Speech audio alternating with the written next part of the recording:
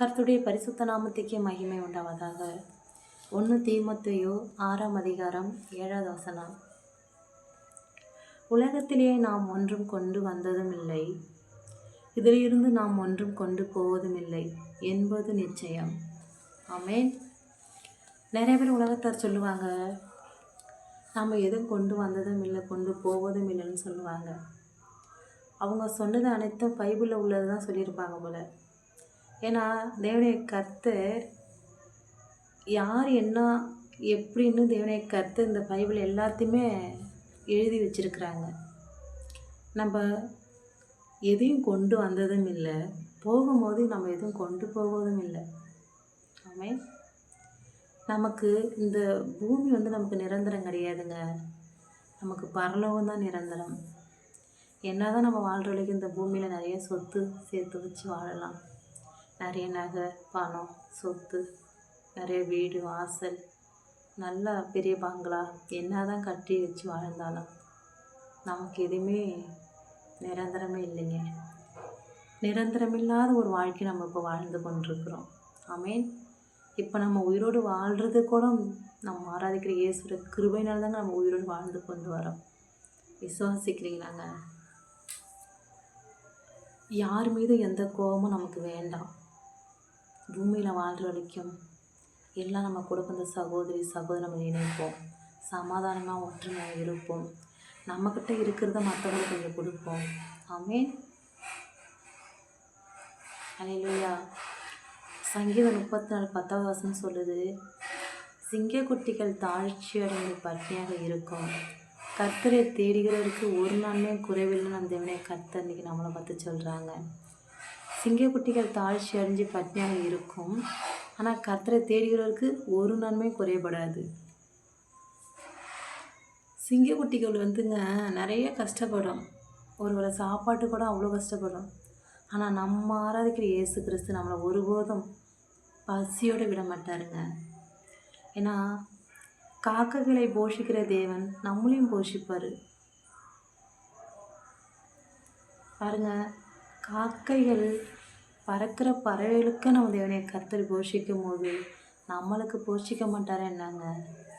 விசுவாசத்தோடு சொல்லுங்கள், நான் ஆராதிக்கிற இயேசு கிறிஸ்து என்னோட கூட இருக்கிறார், நாம் ஆராதிக்கிற தேவன் நம்மளை போஷிப்பார். இந்த விசுவாசத்தை விட்டுறாதீங்க.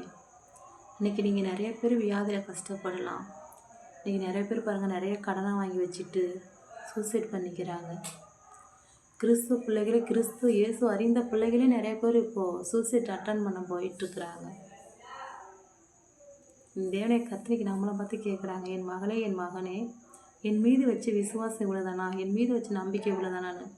ஏன்னா அந்த ஒரு கஷ்டத்து அந்த ஒரு சூழ்நிலை கூட தேவனை கர்த்தர் நோக்கி நீங்கள் கூப்பிட்றதே இல்லை.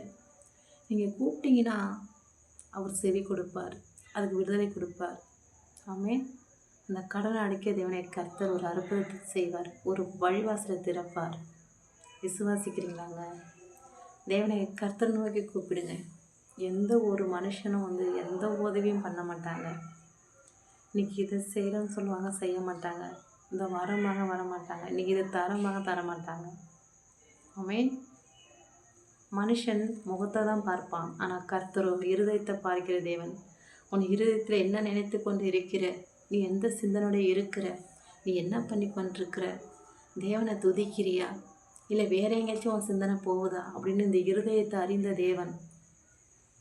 ஆமென். நம்ம இன்றைக்கி நினைக்கலாம், நம்ம பாருங்க, ஒரு பொருள் கீழே கிடக்கு, நம்ம அதுவே எடுக்கணும். இல்லை நம்ம தெரியாத ஒரு பொருள் போய்ட்டு எங்கேயாச்சும் போய்ட்டு நம்ம ஒரு களவு பண்ணுறோன்னு வச்சுக்கோங்களேன். அப்போ அவங்க பார்க்குறோன்னு நம்ம அந்த தப்பு பண்ணுவோம். ஆனால் நம்மளை பார்க்குற கண்கள் ஒன்று இருக்குங்க. யார் தெரியுமாங்க? நீங்கள் நான் ஆராதிக்கிற இயேசு கிறிஸ்து நம்மளை பார்த்து கொண்டே இருக்கிறார், நம்மளை கண்காணித்து கொண்டே இருக்கிறார். ஆமென். அதை மறந்துடாதீங்க. நம்ம கணவர் பார்க்கல, பிள்ளைங்க பார்க்கல, மனைவி பார்க்கல நம்மளை, அப்படி கிடையாது. நம்மளை பார்க்க ஒருவர் இருக்கிறார். நீங்களும் நான் ஆராதிக்கிற இயேசு கிறிஸ்துடைய கண்கள் நம்மளை நோட்டம் விட்டு கொண்டிருக்குது, நம்மளை பார்த்து கொண்டிருக்குது. இப்போ வீட்டுக்குள்ளே கேமரா இருக்குது, ஆனால் கர்த்தருடைய கண்கள் நம்ம மீது நோக்கமாகவே இருக்குதுங்க. கர்த்தருடைய கண்கள் தாங்க நமக்கு கேமராவே. ஆமென். விசுவாசிக்கிறீங்களாங்க?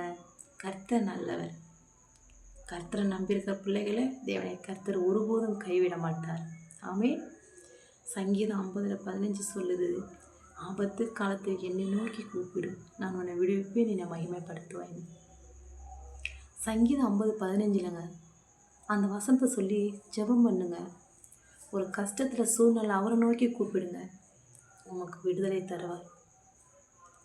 நீர் ஒரு அதிசயத்தையும் அற்புதத்தையும் அன்னைக்கு நீங்கள் காண செய்வீர். ஏன்னா அவரை நோக்கி கூப்பிட்ட முகம் ஒருபோதும் வெட்கப்பட்டு போவதில்லை.